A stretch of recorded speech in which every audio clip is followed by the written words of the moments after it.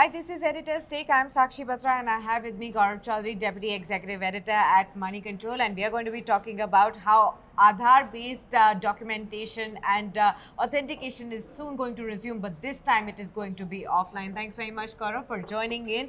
Now, we know that September 26th verdict of the Supreme Court where online-based authentication by Aadhaar was restricted by private companies by the court. Now, how is this offline Aadhaar going to really work, and does this really stand the legal scrutiny now? So there are two things. One, the cabinet yesterday has approved the proposal to bring about amendments in 3 laws. Okay. The Telegraph Act, the Prevention of Money Laundering Act and the Aadhaar Act, in which it will be made voluntary. The amendments will be brought about in these 3 laws so that customers, individuals who voluntarily are willing to disclose their Aadhaar details or share their Aadhaar card number with private companies will be allowed to do so. Okay.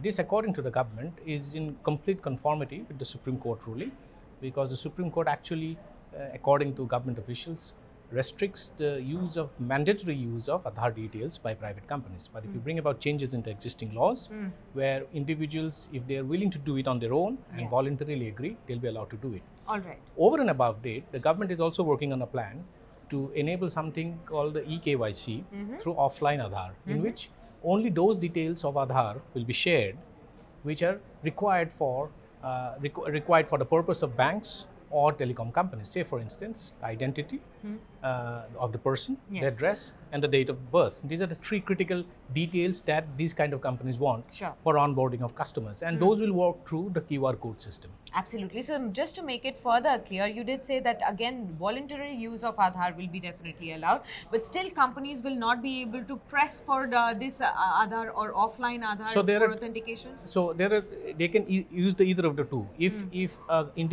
they can ask an individual whether he or she is willing to share the Aadhaar details. If voluntarily they agree, then it goes back to the old system. Okay. So, and this will be as per law. But if the individual says, I do not want to voluntarily share my Aadhaar details, then the companies will have the option of using the offline eKYC system, which is something similar to an online thing, but only uses restricted details like the address proof, the identity, and the date of birth, which will be available without actually disclosing the 12-digit Aadhaar number. Absolutely. So that is definitely going to be safer for consumers also to be able to share. But what kind of infrastructure or systems will need to be in place, and what kind of systems will companies or banks or fintech companies will have to get enabled to be able to seamlessly use this process, and how soon are we looking at this process to be happening? So for the voluntary thing, there will be no change required because the infrastructure remains the same. So they can do an online authentication because the customer has agreed to do it, and it will be through depending on the details of the law, which once passed in Parliament we'll get to know, is whether the customer agrees, and if the customer agrees, probably there will be a contract which the customer will sign, and then the online authentication will take place, which will be real time. In the case of offline, there will be a little bit of more infrastructure that will be required, which will not call for an exhaustive change in the existing infrastructure, but it will have to be enabled in a manner that it can actually download the QR code and also get the details that are required. So far as when it is going to be applicable, the voluntary disclosure or the individual agreeing to voluntarily disclose the Aadhaar details will depend on what time the government is actually able to bring about amendments. The winter session is currently on in Parliament, which will go on till the first week, till January 8th, and I think much before that these amendments will be brought about. So the voluntary bit will happen very soon. So far as the offline QR code based Aadhaar based eKYC authentication is concerned, that is going to go to cabinet very shortly, and after that I think it's an executive decision which the government will announce. And how big a relief is it going to be for fintech companies, banks who were really affected by the Supreme Court verdict? So this is a huge degree of convenience that will be brought about because they felt really restricted after the Supreme Court verdict. Please remember, going back to physical documentation involves price, involves cost, and also involves a lot of time. Say, just to give an example and put things in context, if we use an eKYC system, onboarding a customer costs about 15 rupees. Whereas in a physical documentation, it costs about 100 rupees.